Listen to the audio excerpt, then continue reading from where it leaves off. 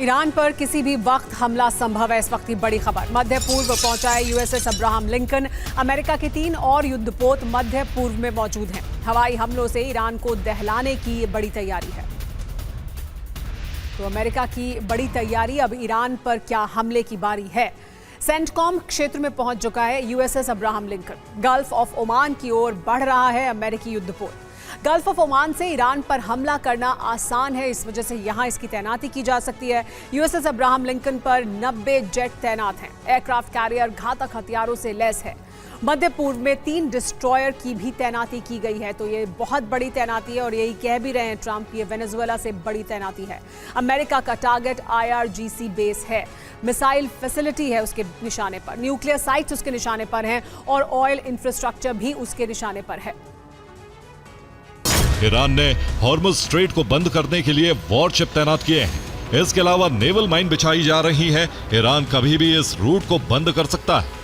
इसके अलावा cap of good hope के करीब मेडागास्कर में ईरानी नौसेना ने तैनाती बढ़ानी शुरू कर दी ताकि इस वैकल्पिक समुद्री मार्ग को भी बंद किया जा सके।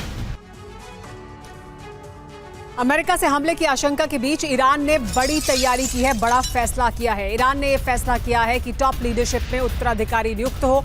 सेना में भी कई उत्तराधिकारियों की नियुक्ति की गई है। पहले से थे मिलिट्री प्लान को लागू करेंगे, यानी अगर टॉप लीडरशिप को कुछ होता है तो दूसरी कतार की लीडरशिप उन फैसलों को लागू करेगी जो मिलिट्री प्लान पहले से बनाया गया होगा। मध्य पूर्व में महासंग्राम, अमेरिका के खिलाफ खामेनेई प्लान क्या है, जानिए।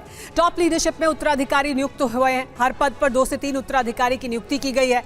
हमले की आशंका को देखते हुए बैकअप प्लान तैयार किया गया है। इसका मकसद क्या है? टॉप लीडरशिप के टारगेट होने पर तुरंत रिस्पॉन्स करना इसका अहम टारगेट है। हमले के दौरान ईरान को सत्ता के खालीपन से बचाना भी एक बड़ा उद्देश्य है। ईरान के मिलिट्री प्लान को जारी रखना बड़ा मकसद है। ईरान के प्रॉक्सी ग्रुप्स को एक्टिवेट रखना भी उद्देश्य है, जिसके तहत अगर लीडरशिप खत्म होती है तो दूसरी कतार की लीडरशिप आगे बढ़ेगी और फैसले लेगी। प्रॉक्सी संगठन ईरान की बड़ी ताकत है। ईरान हिजबुल्लाह और दूसरे संगठनों की मदद से इजराइल को कई मोर्चों पर युद्ध में उलझा सकता है। यही वजह है कि ईरान के खिलाफ ऑपरेशन की शुरुआत करने से पहले इजराइल प्रॉक्सी संगठनों को भी कमजोर करने में जुटा है। लेबनान में लगातार हमले हो रहे हैं। हिजबुल्लाह के ठिकाने और उसकी हथियार फैक्ट्री पर इजराइल ने एक बार फिर हमला किया है। इजराइल की खुफिया एजेंसी अलर्ट है। हिजबुल्लाह के हर ठिकाने का पता लगाया जा रहा है। हिजबुल्लाह के तमाम ठिकानों पर हमले शुरू हो गए। हिजबुल्लाह के 2 कारखानों पर हमला हुआ। हिजबुल्लाह के ट्रेनिंग सेंटर पर भी हमला किया गया। IDF ने 2 हिजबुल्लाह कमांडर को मारने का दावा किया है। हिजबुल्लाह के लड़ाके छोटे छोटे ग्रुप में बढ़ गए हैं। हिजबुल्लाह के लड़ाके अपने ग्रुप लीडर की बात मान रहे हैं। लड़ाकों के ग्रुप ने अपने अलग अलग ठिकाने बना लिए हैं।